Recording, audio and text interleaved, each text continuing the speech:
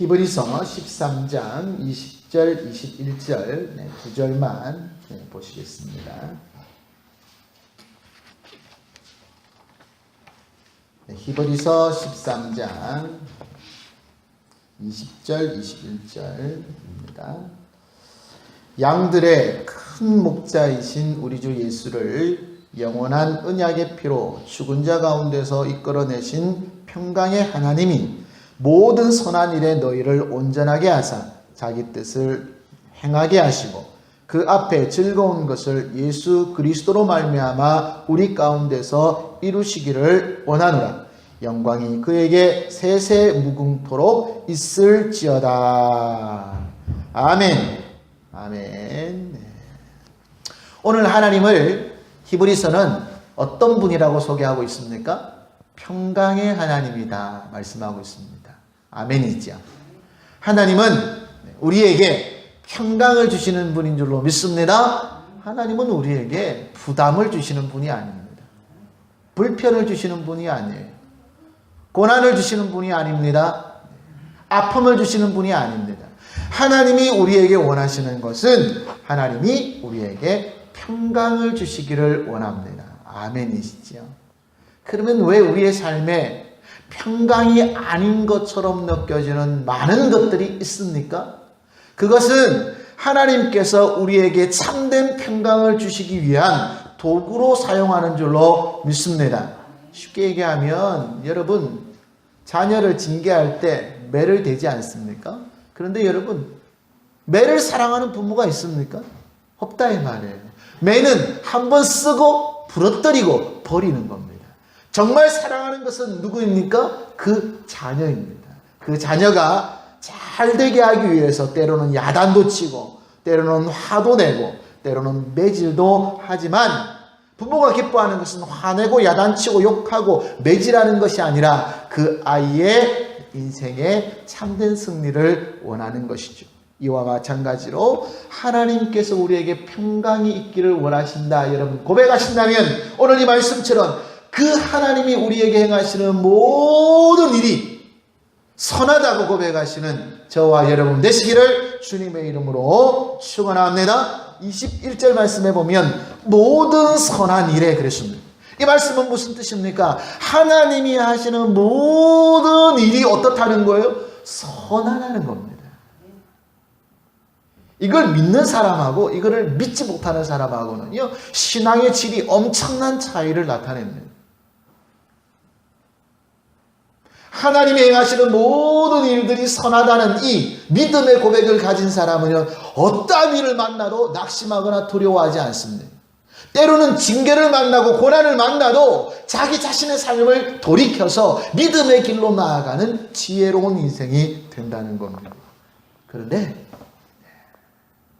하나님이 내게 행하시는 모든 일들, 여기서 어떤 일들이 아니라 모든 일입니다. 모든 일 가운데 그 한 가지라도 의심하기 시작하면 그때부터는요 믿음으로 설 수가 없다는 겁니다. 그럼 하나님께서 행하시는 일들이 우리가 이해할 수 있는 일만 하시면 얼마나 좋겠습니까? 그렇죠? 그런데 찬송의 고백처럼 주께서 행하시는 일 헤아리기 어렵더라도 이해가 안 될 때가 많습니다. 도무지 왜 이러시는지 마음에 용납되지 않을 때가 있습니다. 여러분 그때라도 하나님의 성품을 믿음으로 고백하시고 그분이 하시는 모든 일은 내게 평강을 주시기 위함이라는 것을 기억하는 지혜로운 인생이 되셔서 모든 일에 승리하시는 축복의 통로가 되시기를 주님의 이름으로 축복합니다. 오늘 그 평강의 하나님이 어떤 일을 하셨냐고 히브리서는 소개하고 있습니까? 네. 예수 그리스도를 영원한 언약의 피로 죽은 자 가운데서 이끌어내셨다 그렇게 얘기합니다. 좀 쉽게 제가 풀어드리면 예수를 죽은 자 가운데서 살리셨다 이런 뜻입니다. 여러분 이 말씀은 어떤 의미가 있습니까? 예수를 죽은 자 가운데서 살리신 부활의 첫 열매가 되게 하신 그분이 우리의 몸도 어떻게 하시겠다는 거예요? 살리실 것이다. 아멘. 우리도 부활케 하실 것이라는 선포가 여기에 담겨 있는 겁니다. 여러분, 이 선포를 한 이유가 있습니다. 히브리서가 기록되어질 때 여러분 교회 상황이 어떻습니까? 다 아시지 않습니까? 초대교회에 대환란이 있었습니다. 예수 믿는다는 건 축복이 절대 아니었습니다. 오늘날 우리가 예수 믿고 얻으려고 하는 것, 그것이 그 초대교회 성도들에게 주어지지 않았다는 겁니다. 오히려 순교당하고 모든 재산을 빼앗기고 예수의 이름 때문에 모든 생명을 내어 주어야만 했던 상황이었습니다. 여러분, 이런 상황에 도대체 예수 믿는 유익이 뭐냐 이 말이에요. 여러분, 세상을 향해서 자랑할 것이 있어야 되지 않습니까? 예수 믿으면 재산 뺏긴다. 예수 믿으면 직장 뺏긴다. 예수 믿으면 우리의 생명까지도 보장받지 못한다. 이건 자랑은 아니지 않습니까? 그러나 그들에게 자랑이 있었다는 겁니다. 어떤 자랑이요? 예수 그리스도를 죽은 자 가운데서 살리셔서 부활의 영광을 경험케 하시고 모든 사람들 위해 높은 이름을 주사 영원한 하늘의 주로 세우셨던 그 하나님께서 우리에게도 이와 같이 하실 것이다. 아멘. 그러므로 믿음으로 인내하자는 겁니다. 우리의 승리는 이 땅이 아니라 영원한 하늘나라다. 이것이 우리의 자랑이다. 이것이 나의 간증이요, 이것이 나의 찬송일세. 그렇게 고백했다는 겁니다. 오늘날의 믿음하고는 전혀 다르지 않습니까? 여러분, 오늘날에 간증하는 사람들의 얘기를 들어보세요. 전부 간증의 내용이 어디에 중심적으로 맞춰져 있습니까? 육신의 것, 이 세상의 소망 가운데 맞춰져 있단 말이에요. 이건 하나님의 은혜지. 물론 하나님의 은혜지요. 그러나 여러분, 이것은 우리의 간증의 대상이 아닙니다. 여러분, 진짜 우리의 간증은 어디에 있어야 합니까? 하늘나라의 소망에 있어야 되는 줄로 믿습니다. 주 예수를 영원한 언약의 피로 죽은 자 가운데서 이끌어내신 평강의 하나님이 그렇게 고백하고 있습니다. 여러분, 하나님이 어떠한 분인가를 우리 아셔야 합니다. 그런 분이십니다. 자, 그런데 그 앞에 한마디를 더 썼습니다. 어떤 말을 썼습니까? 20절 앞부분을 읽어보시면 양들의 큰 목자이신, 그렇게 했습니다. 여기서 양들은 누구를 뜻할까요? 예수 그리스도를 구주로 고백하는 저와 여러분들도 믿습니다. 예수 그리스도를 구주로 고백하는 사람들입니다. 예수 그리스도를 내 돈벌이로 고백하는 사람들이 아닙니다. 여러분, 예수 그리스도를 내 육신의 소망을 이루는 도구로 생각하는 그런 사람들의 목자가 아닙니다. 근데 오늘날에 여러분, 많은 사람들이 예수 그리스도를 자신의 유익을 이루기 위한 도구로 생각하는 사람들이 얼마나 많은지 모릅니다. 얘기는 뭐 주여 주여 그러죠. 고백하죠. 하나님이라 그러죠. 근데 여러분, 가만히 생각해 보시기 바랍니다. 과연 세상이 원하는 고백 가운데에 주님의 주님 되심이 있으십니까? 누가 주고 누가 주님입니까? 오히려 자기가 주님이고 주님이 종이 되어버린 이 세대의 안타까움이 있음을 여러분 기억하시고, 오늘 여러분, 우리 믿음의 주가 되시는 예수 그리스도를 진심으로 따르는 지혜로운 인생 되시기를 주님의 이름으로 축복합니다. 자, 그리고 21절에 뭐라고 기록하고 있습니까? 모든 선한 일에서 하나님이 행하시는 모든 것이 선하다 그랬습니다. 너희를 뭐하게 하사? 온전하게 하사 그랬습니다. 하나님이 행하시는 모든 일은 우리를 뭐하게 하시기 위함이라고요? 온전하게 하시기 위함이라는 거예요. 이제 이해가 되시죠? 하나님이 우리에게 허락하시는 모든 것은 선한데 그 이유는 무엇이라고요? 우리를 온전하게 하시기 위하기 때문이라는 것입니다. 그리고 말씀합니다. 자기의 뜻을 행하게 하시고, 여기서 자기는 누구를 뜻합니까? 하나님을 뜻하는 것이죠. 왜 사람들이 하나님이 행하시는 것이 온전하다, 하나님이 행하시는 것이 선하다라고 고백하지 못하는가 하면 그 모든 중심이 누구 중심이기 때문입니까? 나 중심, 자기 중심이기 때문에 그렇습니다. 내 뜻을 이루려고 하니까 하나님께서 온전해 보이지 않는 거예요. 내 소망을 이루려고 하니까 하나님께서 지혜로워 보이지 않는 겁니다. 내 목적을 이루려고 하니까 하나님이 행하시는 것이 마음에 안 드는 겁니다. 근데 한 가지만 바꾸면 완전 달라집니다. 우리가 하나님의 것임을 기억하고 하나님께서 자기의 선하신 뜻을 우리를 통하여 행하시기를 원한다는 것을 기억하는 순간 우리의 믿음의 모습은요, 완전히 달라져 버립니다. 정말 달라져 버립니다. 그런 사람이 성경에 많이 기록되어져 있다는 것입니다. 대표적인 한 사람 예를 들면 요셉 같은 사람이지 않습니까? 요셉은 잘못한 게 없는 사람입니다. 그런데 13년 동안이나 뭐 당했습니까? 애매한 고난을 당했습니다. 실수한 거 아니잖아요. 내가 잘못한 거 아니잖아요. 그럼에도 불구하고 믿음대로 살기를 작정한 그에게 주어졌던 것은요, 온갖 어려움과 환난과 고통과 아픔이었습니다. 그만하면 포기할 만도 한데 말이죠. 근데 요셉은 그러지 않지 않습니까? 이유가 뭡니까? 오늘 이 고백입니다. 히브리서는 믿음의 사람에 대한 증거를 얼마나 많이 나타내고 있습니까? 하나님이 행하시는 모든 것은 누구를 온전하게 하여? 나를 온전하게 하여 누구의 뜻을 이루기? 하나님 아버지, 주님 되시는 아버지의 뜻을 이루기 위함이라는 것을 기억하는 순간 모든 일에 뭐합니까? 감사하고 모든 일에 순종하고 모든 일에 기뻐했다는 것입니다. 재미지 않습니까? 요셉은요, 형님들에게 팔려서 보디발의 집에 갔을 때도요, 기뻐했다는 겁니다. 미친놈이죠. 형님들한테 미움받아서 보디발의 집 타국에 종으로 팔려갔는데 기뻐했다니까요. 표정들이 왜 이러세요? 그런데 예수는요, 미치지 않고서는 믿을 수 없습니다. 아멘? 하나님께 미치는 지혜가 있으시기를 주님의 이름으로 축복합니다. 그런 의미에서 우리는요, 정말 미친 사람이 되어야 합니다. 사도 바울이 뭐라고 얘기했습니까? 내가 미쳤도다 그랬습니다. 누구에게? 예수 그리스도 안에 미쳐버렸다는 겁니다. 정상적인 생각 가지고는요, 도저히 이룰 수가 없는 것이었습니다. 그런데 예수 안에 있으니까 뭘? 그것이 비정상적인 것이 아니라 정상적인 거였다는 거예요. 감옥에 갇혔어도 즐거워했습니다. 고난, 아픔, 좌절, 몸이 병드는 거, 재물을 빼앗긴 거. 여러분, 이것 때문에 실망하고 낙심하고 눈물 흘리는 것은 하나님이 기뻐하지 않는 것인 줄로 믿으시길 바랍니다.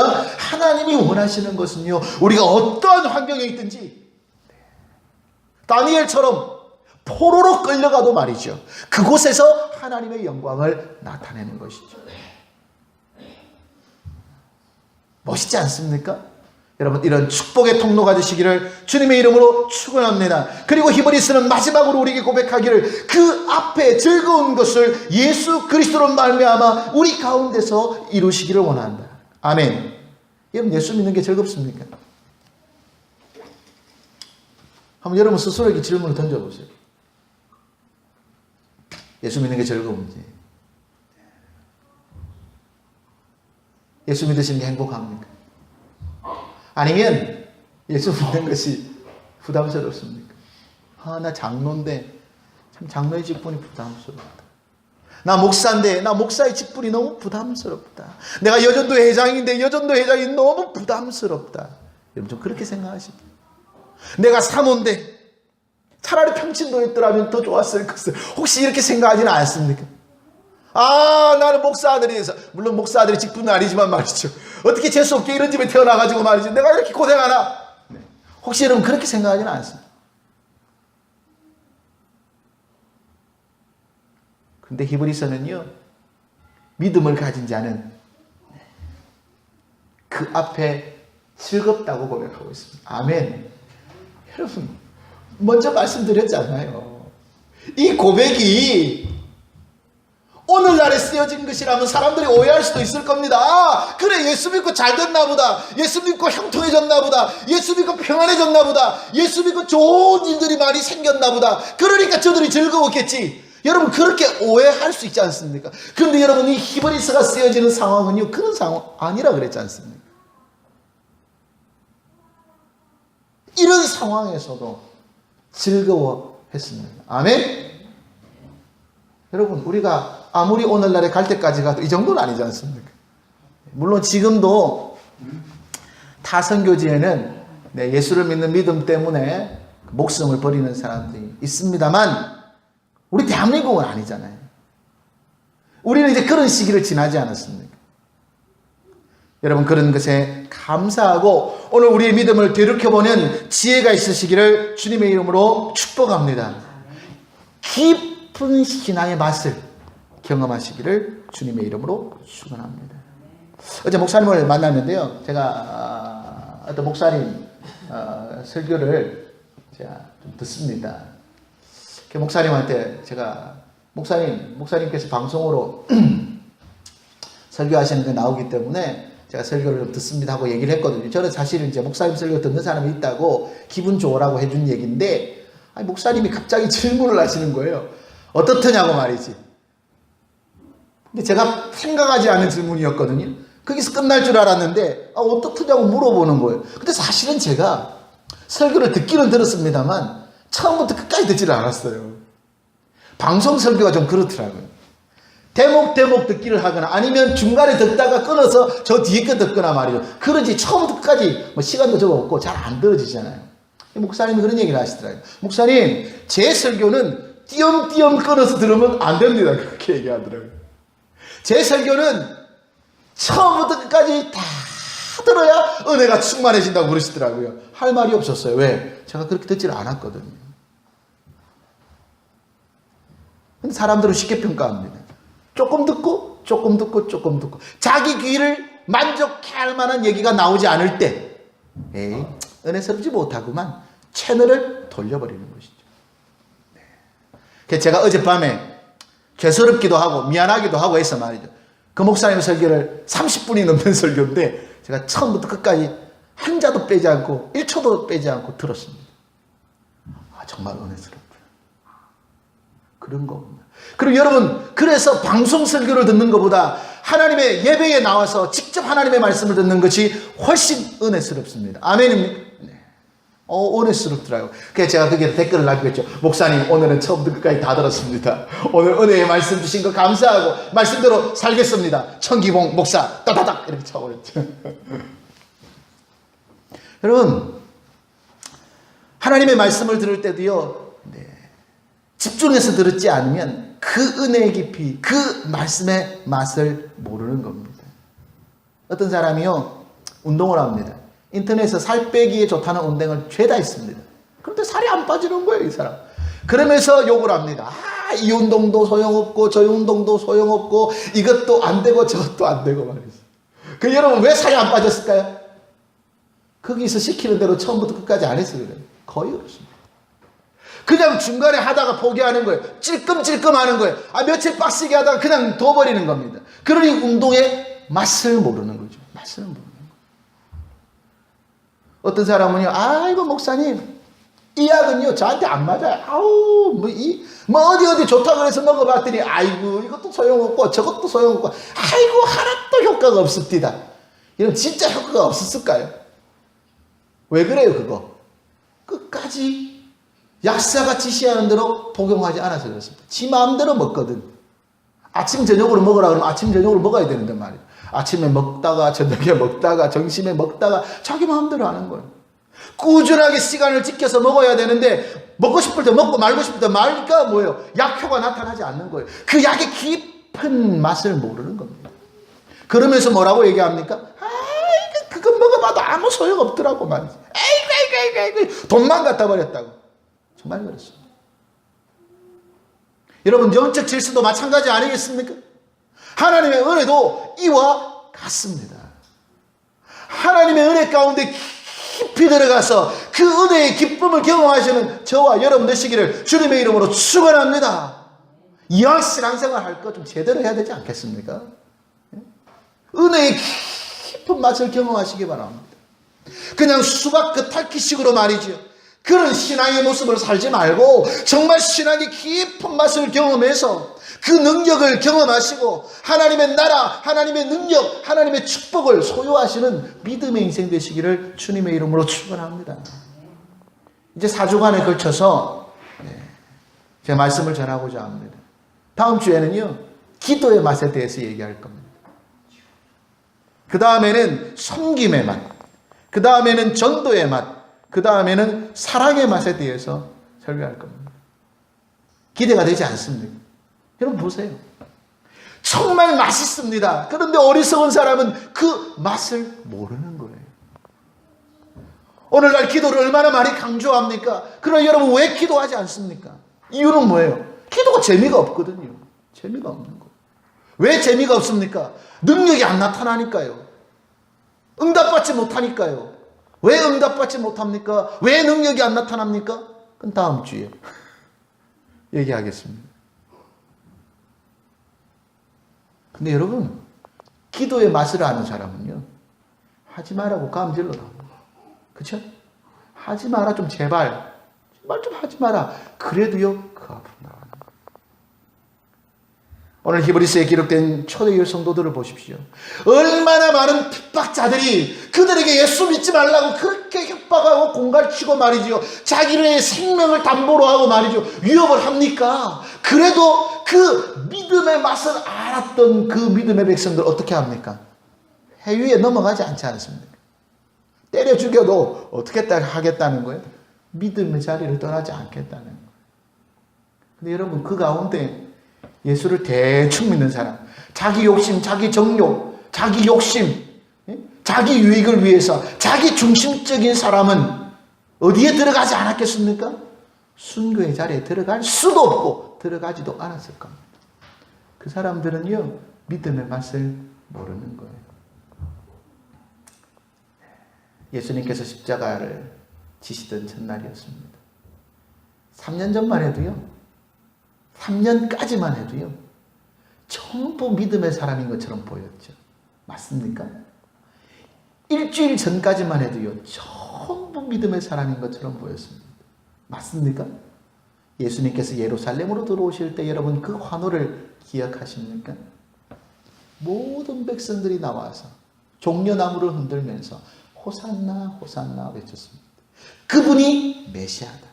그분이 주님의 이름으로 오시는 분이다 외쳤지만, 여러분 잘 아시는 것처럼 십자가 앞에서 그 사람들의 외침은 있었습니까? 없었습니까? 없었다는 겁니다. 여러분, 이것을 누가 믿음이라고 말하겠어요? 60만의 이스라엘 백성들이 애굽을 출애굽해서 나왔습니다. 모든 사람이 믿음의 사람처럼 보였습니다. 홍해 앞에서 누가 하나님을 향하여 기대했습니까? 아무도 없었어요. 누가 이런 사람을 믿음의 사람으로 보겠습니까? 믿음의 맛을 모르는 것이죠. 여러분, 오늘 이 말씀을 듣고 믿음의 맛을 깨닫고 믿음의 맛으로 우리의 삶, 우리의 신앙을 아름답게 요리하시는 지혜로운 인생 되시기를 주님의 이름으로 축원합니다. 그러므로 관심을 가져야 합니다. 좀 맛집을 찾아다니는 것처럼, 그렇죠? 네. 하나님의 말씀을 사모해야 됩니다. 들으려고 애를 쓰고 말이죠. 이름만 그리스도인 걸쳐놓지 말고 말이죠.